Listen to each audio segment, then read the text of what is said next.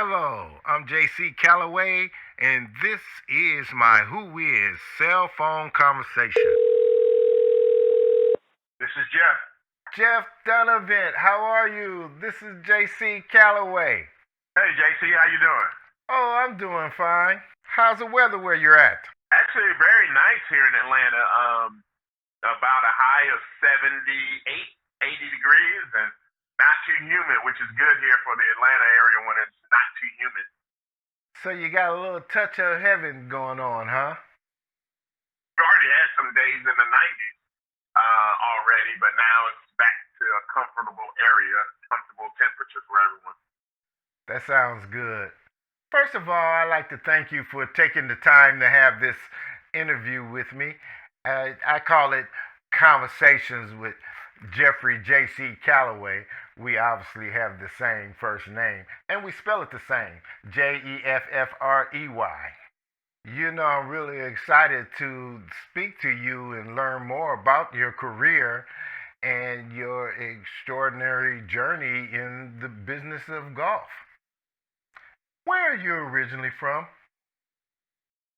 Originally, go back a little bit. So I was born in North Carolina, High Point, North Carolina, but spent most of my childhood in New York City, in the Bronx, New York City. And after we left New York when I was going into high school, 1979, 80. New York was getting kind of crazy with the crack epidemic and so on and so forth. So my father decided we needed to get out of New York. Went to New Orleans, where he was the head golf professional at Lake Pontchartrain Golf Course, which is now known as Bill Bartholomew Golf Course. But New Orleans was too big a difference or too big a change. Still in the 70s and in the 70s, 80s, very, very. I don't know if you want to say welcoming, but there was a lot of racial issues still going on in the deep South at that time. So it was too extremely different for my family, my dad, my mother, and my younger brother. So we only spent about 8 months in New Orleans. So I did my first 6 months or 4 or 5 months of high school in New Orleans. We moved to Ohio, Dayton, Ohio, just outside of Dayton, Ohio, but the golf course my dad ran was in Dayton, Ohio. So I graduated high school in West Carrollton High School, and outside of a suburb of Dayton, Ohio. And then once I went off to play college golf at Fayetteville State University in Fayetteville, North Carolina. Both my parents were originally from the Carolinas, so the whole family moved back to the Carolinas. So that's I've grown up everywhere, if you will, and most people think that not knowing my background would initially say, "Oh, well, you're a military child, a military brat," as they call it. But no, I was a golf kid. That's where we're going to get straight in this conversation. What was it like growing up with a professional golfer as your father? It was awesome, really. I was always very proud of my dad, even as a youngster. And spending time at the golf course was always fun for me. Not only the course that he managed or operated, but just going to. I remember very clearly going to spend when we were in New York in the winter. Obviously, the golf course was closed, so my father always left to go spend some time in Tampa, Florida, play some golf and hang out with the guys at Rogers Park. But a big part of that for us, again, myself and my younger brother, was that we always would go to Florida, for about a week or two, miss school and go to Florida, and we would go to Disneyland or Disney World, I should say, in Florida, and be at and then hang out at Busch Gardens, and do the whole Orlando thing, and then also spend a lot of time in Tampa at Rogers Park Golf Course with my dad, hitting golf balls or watching him play, or me playing or hitting balls, and spending that time doing that. So, and during that time, I would always hear my father say, he's a PGA golf professional, and people would would acknowledge the fact that he was one of the few black PGA golf professionals at that time. So that made me feel very proud of him. And and in my world, in my mind, it was like he was a huge celebrity, especially at the golf course. Everybody knew who he was. Everybody knew he was a PGA member and knew he was one of the few black PGA golf members. So it was very cool growing up in that environment and being around my dad. Were you always interested in golf because of your dad, or did he force it on you? No, he never forced. Interesting enough, he never forced golf on me or my brothers, my younger brother or my older brother. He never forced us to play golf. Actually, for me, I felt like in some mode it didn't seem like he was not pushing me away from it, but he was always giving me the option on whether or not I wanted to play or not. I was a pretty good football player in high school, and he was definitely on board with me playing football. I played also high school basketball. I was an average basketball high school player, and of course, very not tall and not a tall person. Over I'm under 6 feet. But I played those sports, on both in high school on varsity levels. Golf was a big part of my life, but he never forced it on me. It's funny that the true story about how I became the type of golfer that I am is that we moved to New Orleans, like I said earlier. I wasn't happy about moving to New Orleans. I was leaving my friends in New York and going into high school. So my personal protest was that when we got to New Orleans, I didn't want to spend any time getting to know the people in my new neighborhood. So I would go to the golf course and hit balls and practice and hit balls and practice. When we were in New York, I didn't practice each and every day because the golf course was in Queens and we lived in the Bronx. So that means I had to either get up with my dad before sunrise and be at the golf course all day with him, or ride the train back, or ride the train to the golf course and then ride back. And I didn't really want to do that every day, so I didn't do it every day. But once I got to New Orleans, I started hitting balls every day because I said, I'm just going to be at the golf course. I'm just going to get to know the people at the golf course. I'm not going to get to know the people in my neighborhood because I'm just mad about leaving my friends in New York. And as it turned out, that was the best thing that ever happened to me because that's when I found my true love and my true competitive feeling for this game of golf and wanted to be a better golfer. And that happened in New Orleans because we moved from New York. Did any of your friends make fun of you because you played golf? No, I didn't have a lot of friends that made fun of me for playing golf. Interesting enough, as a junior golfer, again, I was spending all my time at the golf course, so I was around the golfers all the time.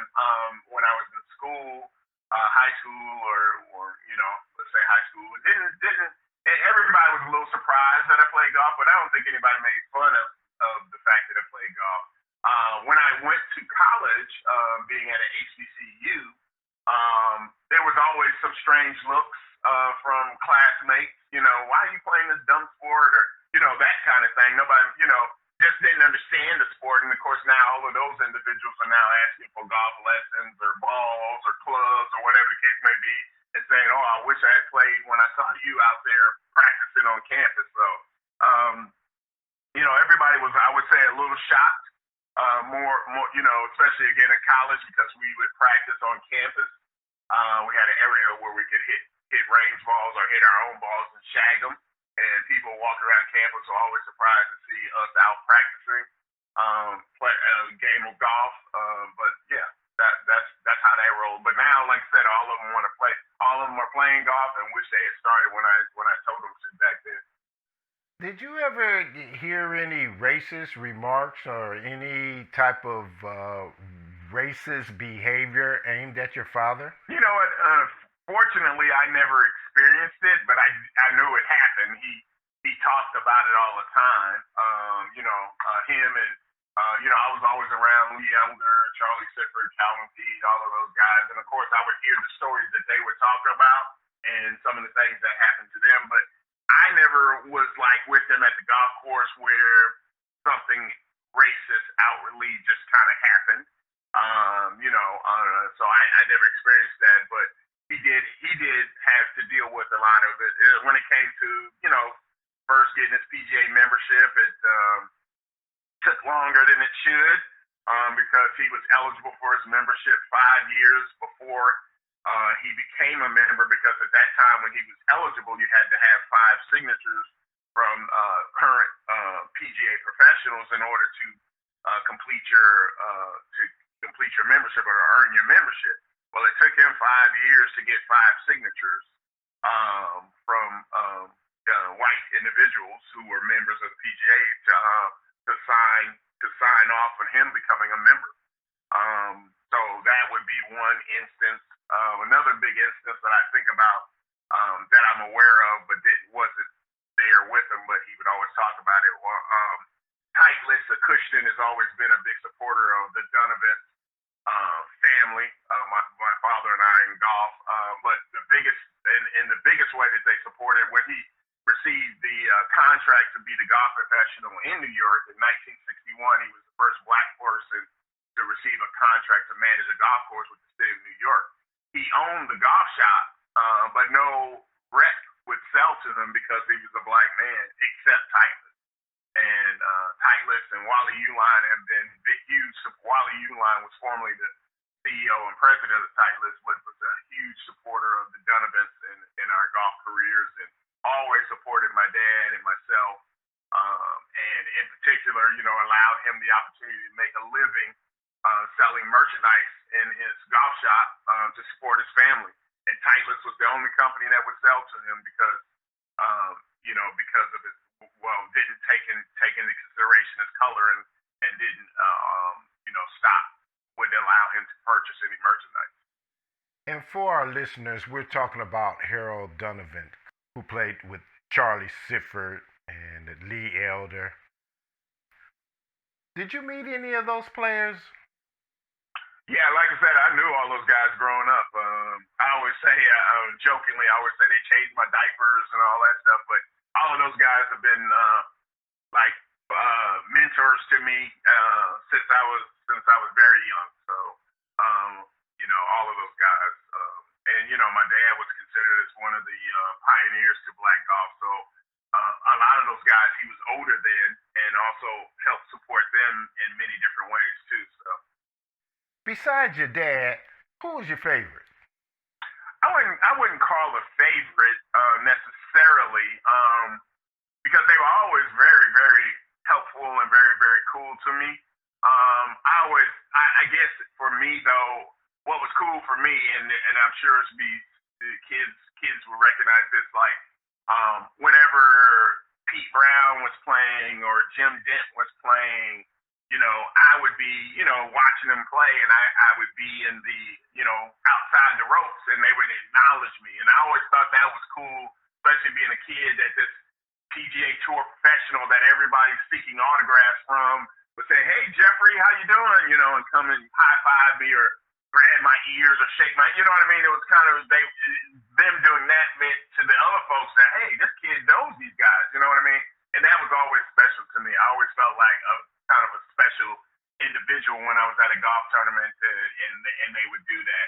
I also remember when I was playing college golf, and when the Greensboro Open always came to Greensboro, North Carolina. I was in Fayetteville, North Carolina.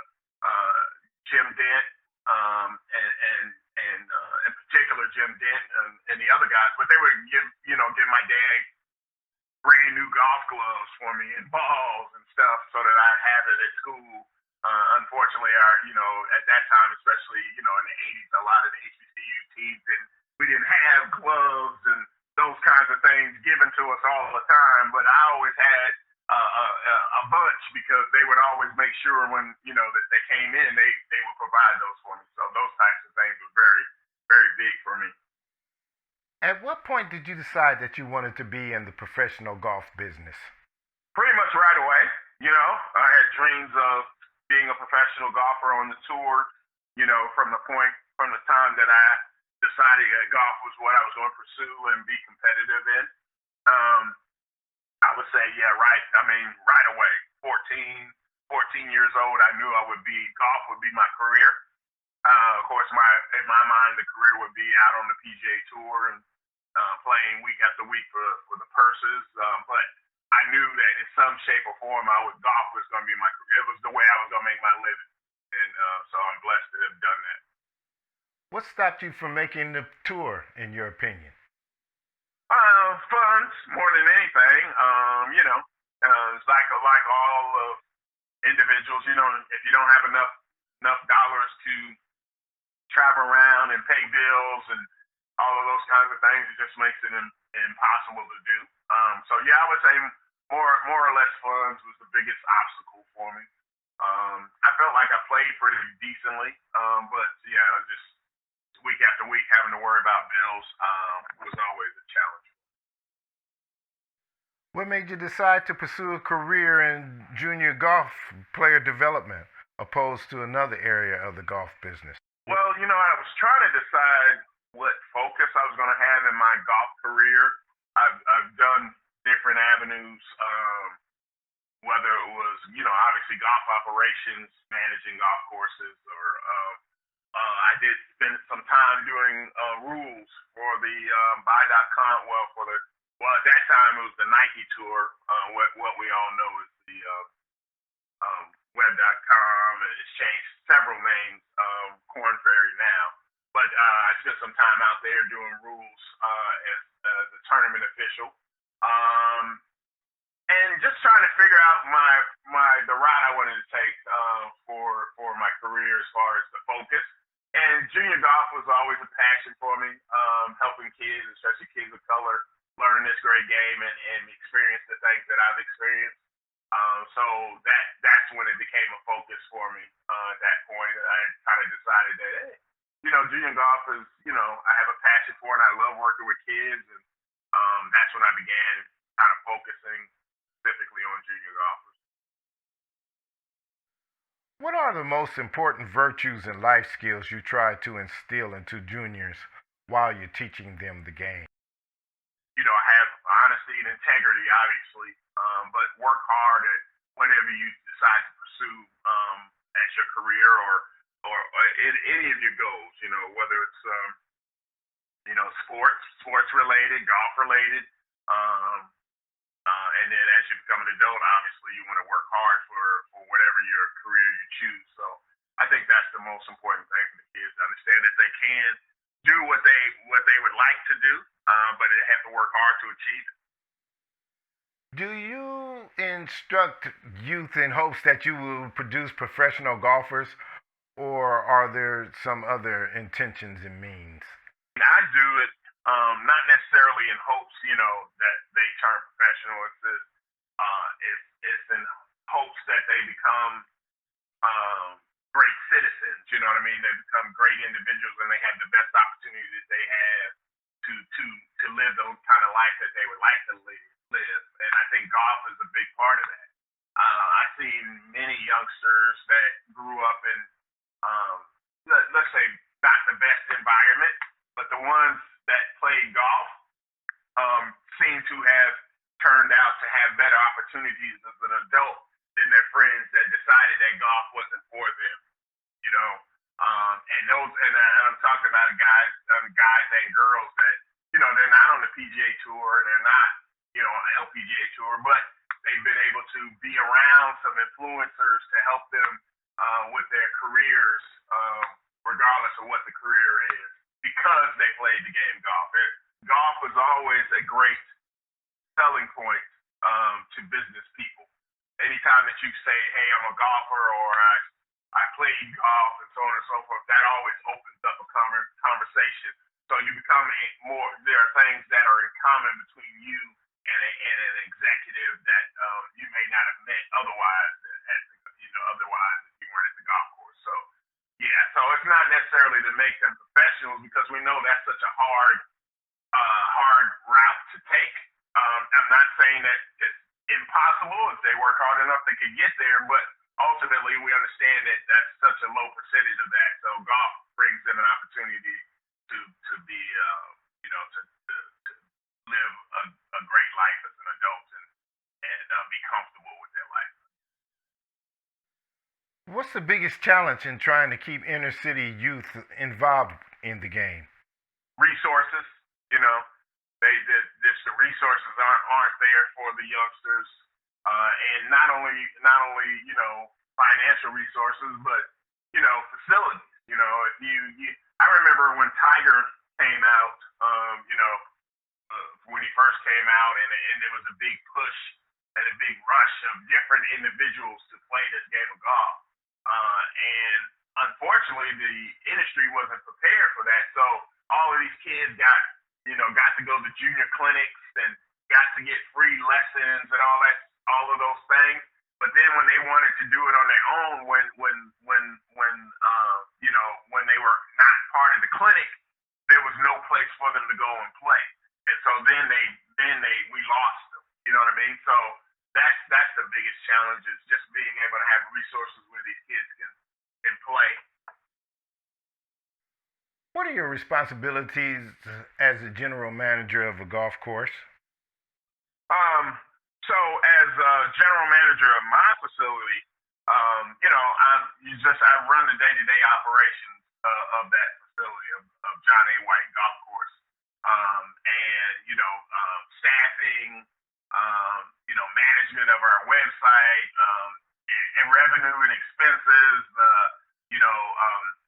Soon to be, we're getting ready to build a new $20 million plus clubhouse, which is going to have a restaurant, a food and beverage, and locker rooms and all that. So it's going to be management of staff is ultimately what I'm responsible for, and revenues and expenses. Ultimately, what my responsibilities are here right now. I do some golf instruction as well, because I enjoy teaching adults and kids, but I don't do a lot of it because I have a lot of other things that I'm responsible for. What did it mean to you when you were honored with the 2021 PGA Section's President's Award in the Georgia section? Yeah, for the Georgia section, yeah, that was awesome. It meant a lot because I've won several awards. I've been blessed to have won several awards here in this section, the Georgia section, as well as the Southwest section. Anywhere from, I've won the Junior Golf Leader or the Player Development Leader. I've been the Merchandiser of the Year for public golf courses here in Georgia. But that particular award was most impressive to me because that award is given by the section president at that time, and the section president decides who earns that award based on who has impacted him personally, in making that decision. So whether they've impacted him in his career, or however, in this case, the president was Brian Conley, and he felt that I deserved the award because I've been such an impact to our section in bringing minority kids to this great game of golf, and just providing all of the things that all the different avenues that I try and help to grow this game of golf, not only in Georgia but in the United States within the PGA, within the association. So he decided that for him that I was the most impactful person in his career currently, and that meant a lot to me because it came out of nowhere. I didn't expect it at all. When he called me to let me know that I had won the award and that he'd chosen me the award, it almost brought tears to my eyes because that ultimately says to me that everything that I've sacrificed and worked hard to do is having an impact on more than I even realized. What advice would you give to those that are trying to enter into the golf business and become a PGA member? Just like I say to the kids, working hard. You know what I mean? I think we all. First, I want to say that the opportunity is there. It wasn't always there for us, to be quite honest, but it is there. And if you work hard, you can get it. You can get the position. The job that you're looking for, and You just got to apply yourself and apply for these positions. Look on the PGA website in your local area section site to see where you might want to the job openings that there are, and try and apply for those jobs. Make sure your resume is in order, and go for it. There's a lot of avenues that you can take in this industry, not only golf course wise, but now there's opportunities within companies, merchandising. There's accountants that are needed. There's engineers that are needed. So there's plenty of avenues and plenty of opportunities for individuals to pursue this career and become a PGA member. I was talking to somebody the other day who thought they had to work at a golf course to pursue that PGA membership, and explain to them that's no longer the case. There are several different avenues within this industry that you can become a PGA member and not necessarily be at the golf course like I do day to day. Do you think there will ever be full diversity, equity, and inclusion in the golf business? I mean, it's bigger than that. I mean, do we think it'll ever be that way for just in general? You know what I mean? Just in general in the United States. If we can get it in golf, maybe we can help it within our United States, or vice versa. So I don't know. I mean, I don't know. I will say that there has been a corner turn at this point, where some things are truly happening, and I think some things are happening because people now understand that golf has been inclusive, and it's exclusive, excuse me, and it needs to be more inclusive to everyone. And I think more people understand that. More of the leaders that within the industry understand that. And I feel like we've kind of started to make a turn around the corner. We still got a mile. We got hundreds of miles to go. But we're at least turning a corner. So I mean, obviously I hope and pray that it will be, but I don't know how close. I think we're still a long way away from that, but we're turning a corner. Your father was the founder of the National Black Golf Hall of Fame, which was established in 1986. How many have been inducted since then? Over 250 people have been inducted. Well, I shouldn't say just people. There are organizations, there's golf courses. So we've inducted a number of people into that Hall of Fame. When Dad decided that the Hall of Fame was needed, or when he came up with this concept, he knew that there was some way that we needed to recognize individuals of color, or individuals who helped bring golf to the black community. Individuals like yourself, for example, who run junior golf grassroots programs and aren't recognized because they're not PGA members, or aren't recognized because they're such a small grassroots organization. So he wanted to be able to honor those individuals, as well as honor individuals like the Jim Dents and the Charlie Sippers and Lee Elders that, at that time were not in the World Golf Hall of Fame. And then since then, obviously Charlie Sippers is now in the World Golf Hall of Fame, but he's the only, him and Tiger are the only black people in the World Golf Hall of Fame. But that was the idea, and that's still the idea of the Hall of Fame as we move forward with it. It's just to honor and recognize individuals or organizations or groups that have done most to bring golf to the black community. Do you have any particular hobbies? You know what? For me, watching football outside of golf, golf is my hobby. But outside of that, I enjoy watching college and pro football a lot. I always, this time of year is tough for me because I can't wait to get to August and September and get football going again. But yeah, I would say and spending, obviously it's not a hobby, but spending time with my grandkids. I have two grandchildren, and they're so awesome, and I always enjoy spending time with my children. I have one boy, Marshall, and two girls, Kendall and Sydney. And like I said, we have grandchildren. So I enjoy spending time with them. What are your professional goals and ambitions? For me, I just want to continue to do what I'm doing, continue to make an impact on the industry for people of color, and continue to continue the growth of this game any shape or form that I can help grow the game is ultimately my goal. That sounds like a real winner. And Jeffrey Dunovant, I would like to thank you for being on my phone conversations with JC Callaway. Well, thank you for having me. I really appreciate it. It's been great, and it's been such an honor to talk to you today, JC.